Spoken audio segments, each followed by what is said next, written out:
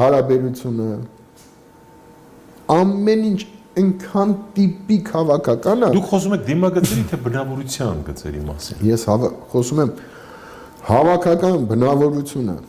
տիպական, որը ցույց է տալիս տիպական վարքագիծը։ Վարքագիծը բխում է իր խարակտերից։ Հա։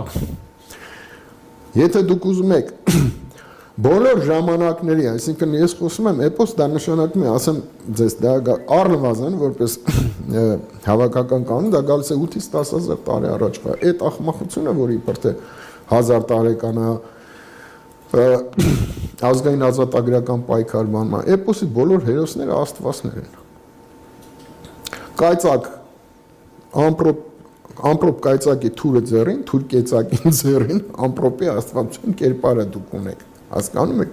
որ հորից որդի փոխանցումով է գնում։ Եվ իրանք դրանով արում են տեզերական 4 փուլերը։ Այդպես է եղել հին աշխարհաճանաչողությունը, բայց դրա հետ միասին յուրաքանչյուրին օժտել են իրենց հավաքական կերպարանքով, իրենց հավաքական խարակտերով, հա, այդ հերոսներին։ Եվ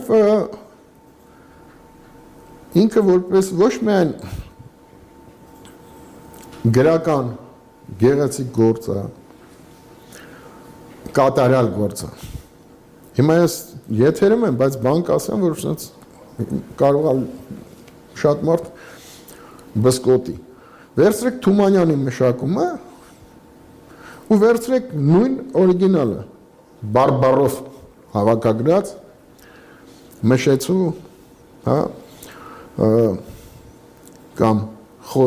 կորդունքից կամ սասունցու այդ նույն պատումները 150 պատում կա, նույն բանը տարբեր պատմած։ Սասնա բարբարով այդ անուշ։ Սասնա բարբար։ Դրեք իրար կողք, Թումանյանը տուժում է։ Այնտեղ թղթի վրայից սենց խաղում է, կյանքը վտվտում է։ Ես ինչի եմ Թումանյան ասում, որովհետև ամբողջ հայ գրականության մեջ ամենակենդանի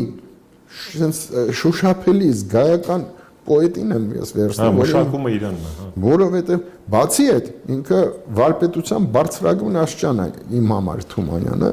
եւ տեսնում ես, որ այդ բարբարով այդ կտորը ավելին է,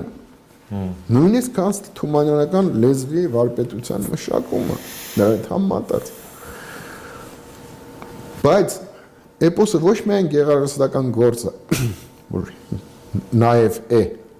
համետեցինք Թումանյանի հետ, որ նաև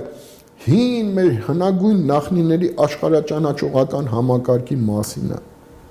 այլ էպոսը նաև մեր հավաքական կերպարն է, ով չգիտի հավաքական իր ազգի հավաքական վարքագիծը ինքը թող մոռանա ճիշտ քաղաքական քայլեր, եթե քաղաքականություն ավարում, ընտրություններ, եթե էս գիտեք ինչ, ճապոնացիները էս էլ ասեմ, մեկ նախադասեմ, ուրեմն ճապոնացիները իրանք իրենց ժողովրդի վրա 4 հատոր այդ գիրքը ունեն, ամբողջ իրենց ակադեմիան ղեկավարի հետ հիմա ունը մոռացել եմ այդ մարդու, ով է ճապոնացին։ Իրանց թերություններով, բանով, որ իրանք օրինակ ստեղծագործել չեն կարողանում, իրանք հոյակապ վերցնում են ստեղծագործությունը եւ կարծես դրա վրա աշխատելով սարքում են ինքնարժեքը ցածր, բացառիկ աշխատասիրություն, մի համուրություն, հա, ոնց որ ամբողջ ազգը մի գնացքի մեջ մի ուղղությամբ գնա, այս ամեն ինչի տալիս են, ով է, որն է թերությունը, որն է առավելությունը, եւ դա իրենց դա պետք է եղել, որ ստեղծել են։ Վրան էլ հանակ բան չի, մի ամբողջ 2 սերունդ է աշխատել այդ գրքերի վրա։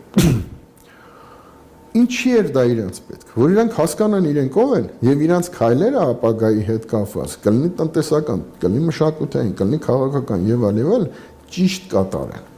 Հիմա ով է հայը։ Դուք ասում եք մեր հավաքական կերպարն է։ Շինարար Սանասար Բաղդասարը,